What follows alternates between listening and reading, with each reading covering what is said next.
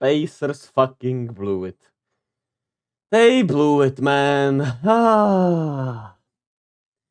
I'm so fucking sad because they played so well and they deserved to win this game. They should have won this game and they blew it in the last minute with two horrific turnovers and Jalen Brown making an insane shot, obviously, which led to overtime where the shots weren't falling. They had some other turnovers. Two key turnovers from Tyrese Halliburton down the stretch were huge. And the Celtics took advantage of Aaron Neesmith fouling out. They had way more size then. Jason Tatum had a really great overtime. And overall, he had a really great game if we didn't count the fourth quarter, which we obviously have to. But he still had a really great game, and I liked the shots he took. He just wasn't making them in the fourth quarter. And in the fourth quarter, after a solid start to it, he was awful. And then he had an awful turnover in the overtime, which led to 3 free throws from Halliburton. But after that, he did turn it up and play really well. So shout out to Tatum. He was, he would have been great if he had a great fourth quarter, but he was still adjacent to great, I suppose. But it was just another ugly clutch performance from Jason Tatum, despite him delivering in the end. The Celtics took 30 free throws to the Pacers 10, which indicates the size, the post-up difference, because the Celtics post up more. The Pacers showed more resistance in those post-ups, in those rims. I thought there could have been a little less free throws for the Celtics, but at the end of the day, I didn't think the free throw advantage was necessarily unfair. I think it just is how the both teams plays, right? More isolations for Boston, more post-up situations, more drives to the rim, while the Pacers, obviously, not sure if more of a finesse team is the right word, but hey, more mid-rangers, more straight line drives because of the threat of everyone shooting, right? So I thought the free throw discrepancy made sense, but it just pisses me off, right? That if Tyrese doesn't dribble it off his foot, they win. If they call a timeout when Andrew Nemhard couldn't inbound it, they win. If he doesn't turn it over, they win. If Jalen Brown doesn't make that insane shot, they win. But that was not in their control anymore. The prior things were, and they blew it. They just blew it. They should have been up 1-0 and be very comfortable in this series. Instead, they're down 1-0, and I don't know if they don't have a chance, but it really feels like one of those games where you're like, fuck, man. This was their chance to win this series, like in a big picture way, right? This was their way to winning this series, but I still have trust in this Indiana team. They're resilient, they've shown it, they're tough, and they have a goldfish mentality, right? They pretty much forget the last game, they forget the last place, they keep doing what they do, and that's why they are in these games. That's why their offense is so potent, and that's why they were in a position to win this game. But 21 turnovers is just way too many despite having 38 assists, and obviously the timely ones were bad. Aaron Neesmith had a really bad start to this game, and he had 5 turnovers. So that was bad. And obviously, defensively, their size was tough. I thought that the Celtics took advantage of good mismatches, the switching, right? Using Tatum as a screener, they forced a lot of good mismatches for Tatum. They put Halle on the block with Jrue Holiday, which I thought they should have done way more in the fourth quarter, honestly, but they were putting those, Tatum screener pick and rolls rather, which actually didn't result in, makes most of the time, even though there were some great shots created. But, tell me who really thought any Jason Tatum 3 was going in this overtime? Tell me. I mean, at the end of this game, I know he made that one when they were up 1 and that was huge, but the two prior, even the arena felt like they knew, man, why is he taking a 3-pointer? Nobody believed in that shit, man. And I'm hating on Tatum. I'm sorry. That's just me. Obviously not just me. I know there are a lot of Tatum haters, but even when he was great, a lot of the game, despite like I said earlier, right? And he came up clutch in the end, right? He did come up clutch in the overtime. It was still one of the ugliest clutch games I've ever seen, honestly. I don't know how else to say it. Maybe just the fucking hater. I may be the biggest hater of Tatum and the Celtics, but the Celtics in themselves just piss me off. I just don't like the Celtics as an organization, which I guess, the Warriors, Lakers, Celtics. Obviously, the Warriors are not on the same historical level, but the recent dominance uh, makes you feel entitled to a lot of shit, right? And I feel like the Celtics and the Lakers are the prime example of that.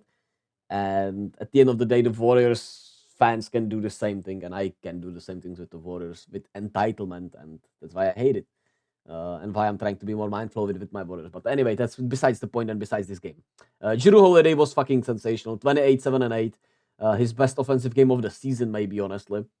And it came up huge because Tatum, after a great start, was. Tatum. What am I saying? Al Horford, after a great start, was struggling. He took 12 3-pointers, which I think the Pacers are more than fine with. Derek White, while he did have a good all around game, was kinda all over the place. And the Celtics bench was not great defensively today. Peyton Pritchard didn't win the small man matchup with him and TJ McConnell. I thought TJ McConnell was better and more efficient and more effective. And yeah, the Pacers bench wasn't as great in and of itself either. But I liked the way uh, Rick Carlisle went for it and shortened the rotations in a way, but still they couldn't come up with it, right? Obi Toppin had a really disappointing second half after a great start to this game. Anyway, what the hell did I write here?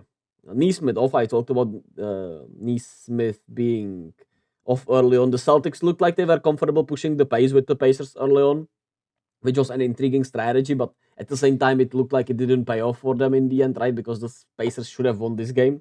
Um, other than Tatum, yeah, Derek White. I wrote down Turner needs to play big, which I thought he did play bigger than usual, right? 10 rebounds, and he was better rebounding wise, but I thought they went away a little bit from him. I thought they could have given him more opportunities because he was on one and he had some tough shots in the second half. How many shots did he take? I know the Celtics were more attached to him, which led to Pascal Siakam getting more open looks, but just 3 shot attempts for Turner. Maybe could have been a little more spread out, but at the same time, he was so, going hot in the first half. They switched the matchups, right? They put, it was first Siakam against Tatum and Turner against Horford, and then they switched it with Turner on Tatum because his post-up game is not as fluent and as potent, and he can't back you down, right? And Siakam on Horford, which led to, obviously, Pascal Siakam having the comfortable space, especially in that mid-range area, and he was working and operating that mid-range area like a maestro in this game, in the second half. And I think the Pascal Siakam matchup is the thing they're gonna have to ride. I think Pascal's gonna have to be the player he was in the second half even though he was all around great today. I think they need to second half Pascal Siakam a lot in this series because I think he's the matchup breaker here. He can abuse Al Horford in those pick and rolls. He can post up Jason Tatum and be a lot stronger than him. So I think he's the matchup key for the Pacers offensively. We know the Celtics can switch a little bit of everything. They have a lot of versatile defenders, but I think Pascal Siakam is the breaker of that for the Pacers. And yeah, so that was my point.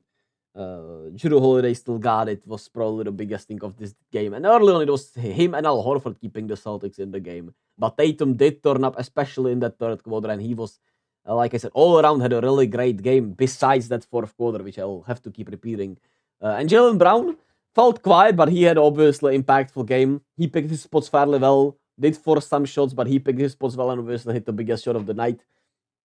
But what I love about these Pacers is the confidence, right? Like I said, the goldfish mentality in a way. They just keep going, keep fighting. No matter the runs, no matter the everything, they just keep going, and they stick to who they are, and they know who they are, and that's why they are here in the conference final, and that's why they should have been up 1-0, which I probably repeated already again.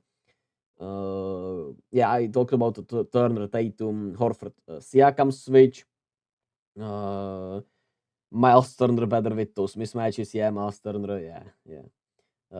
I wonder how Tyrese defensively, right? They put him in a lot of pick and rolls, and he did hold up all right in the fourth quarter. I thought they should have put him more in the post because the Jrue Holiday post ups were very efficient and tough to stop. And overall, Jrue Holiday post ups were really great today, which is something they might have to use.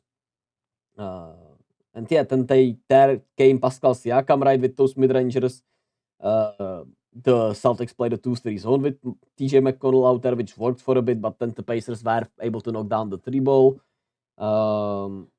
And uh, yeah, uh, the 3-point shooting, even though the Celtics shot just 15 of 45, which I mean is still really good in a way, it really saved them in this game. I thought the Pacers made some huge mistakes down the stretch, obviously with the turnovers, but I thought leaving Derek wide open for, I know Al Horford made some threes, but he was 3 of 12 still. And he did make one in the fourth later on with, the Derek White and Al Horford combinations that were huge because Tatum wasn't going. He didn't look like he wanted the ball. Jalen Brown wasn't any further, right? In the fourth quarter, it was the others that kept them in this game for Tatum and Brown to deliver at the end of the day. Uh, yeah, that's how I would put it. It was Drew Holiday, Horford, and Derek White prior to that, and the Pacers made just so many stupid mistakes, man. That's tough. And that Hollis step back could have gone in, and it would have been a different game. But the turnovers, it was tough. It was tough. Even though Andrew Nemhard delivered in some ways, right? He did have the turnover. Yeah, man, I'm so pissed about this loss for the Pacers, man. But I don't know, man. I don't think it will break the Pacers, obviously, because I just like I talked about. I think they have the mentality of a goldfish and they just forget uh, and keep going. But it was a monumental loss, man. It was a back-breaking loss where they threw it away. They should have been up 1-0, and there should not have been a Tatum overtime takeover in a way, right?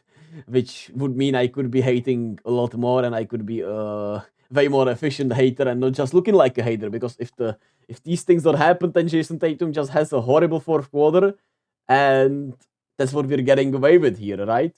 But that's just how life goes, and my hating stuff goes.